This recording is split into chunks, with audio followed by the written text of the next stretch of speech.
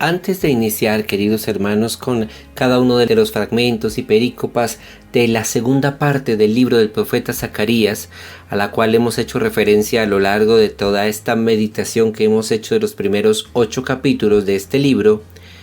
vale la pena que hagamos una breve introducción porque es una segunda parte sumamente difícil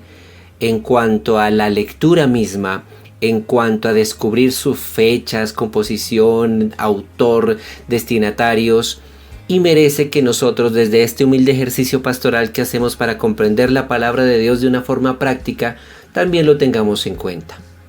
Empezando por el autor de esta segunda parte que correspondería a lo que en nuestras Biblias serían los capítulos 9, 10, 11, 12, 13 y 14 del libro del profeta Zacarías, existen varias visiones. La primera, que un autor desconocido escribió todos estos capítulos e incluso el libro del profeta Malaquías. La segunda, que seguramente son una serie de autores diversos, cuyos escritos y sentencias fueron recopilados y unificados en esta nueva parte del libro, siendo a decir verdad la hipótesis más avalada por los expertos en Sagrada Escritura. La tercera, que en realidad son 2 autores diferentes los que escribieron esto que resta del libro.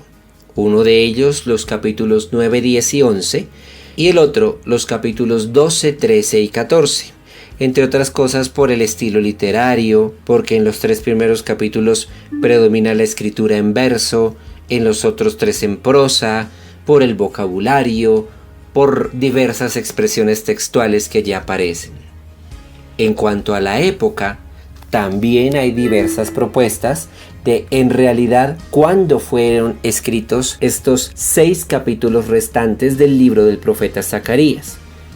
Hay quienes dicen, por los términos que utiliza el texto, que seguramente esta segunda parte del libro de Zacarías fue escrita entre los siglos VIII y VII antes de Cristo, sobre todo porque menciona reinos y lugares que estaban vigentes en aquellos siglos.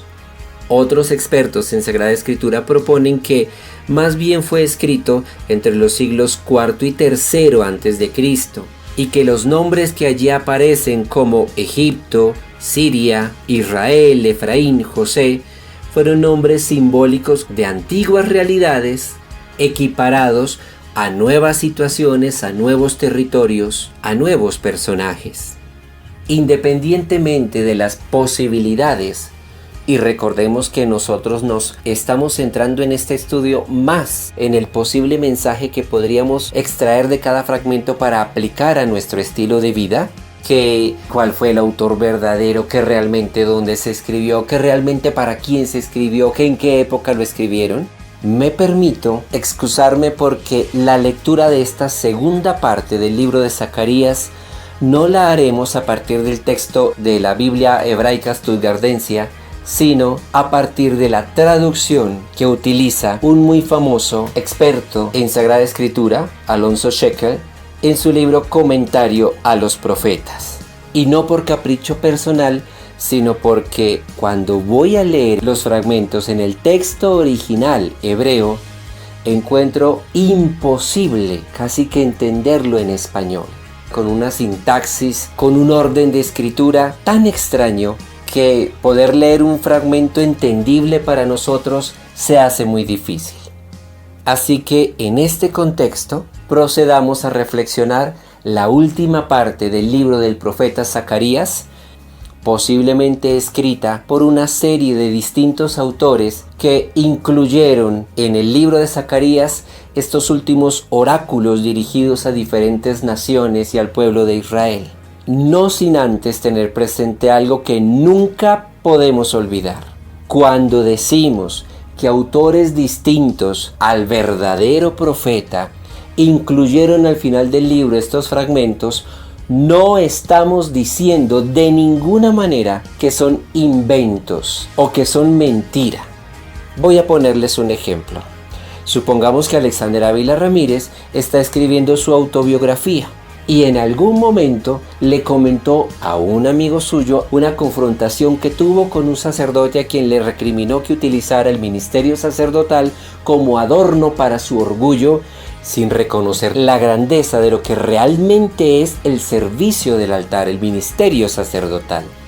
Pero resulta que en algún momento esta persona, a quien yo le conté aquella confrontación que tuve alguna vez, leyó mi biografía y dijo: a Alexander se le olvidó meter esa parte, y esa parte no puede quedar por fuera de la autobiografía de Alexander. Entonces yo voy a redactar un texto en el cual aparezca esa confrontación que tuvo Alexander y lo pongo al final de la autobiografía de Alexander, de manera que no quede por fuera.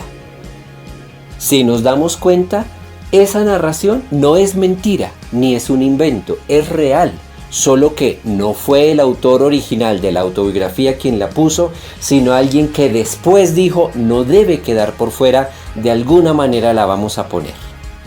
Espero que sigamos entendiendo la dinámica en la cual fue escrita la palabra de Dios y, si me permiten, madurando en la manera como entendemos la Biblia y como nos acercamos a ella de una forma sumamente respetuosa, lejos de fanatismos, lejos de fundamentalismos que no hacen más sino gritar a los cuatro vientos la ignorancia del hombre en cuanto a conocer realmente quién es Dios, cómo se nos manifestó Dios y cómo se nos comunicó por medio de hombres de carne y hueso llenos de defectos como todos nosotros, e incluso utilizando esos defectos como instrumentos insuficientes con los cuales ha hecho su perfecta obra. Hecha esta introducción, vamos a tratar de escudriñar en esta última parte del libro del profeta Zacarías las invitaciones que nos hace la palabra de Dios para asumir en nuestras vidas como discípulos de Cristo, como hijos de Dios que queremos ser.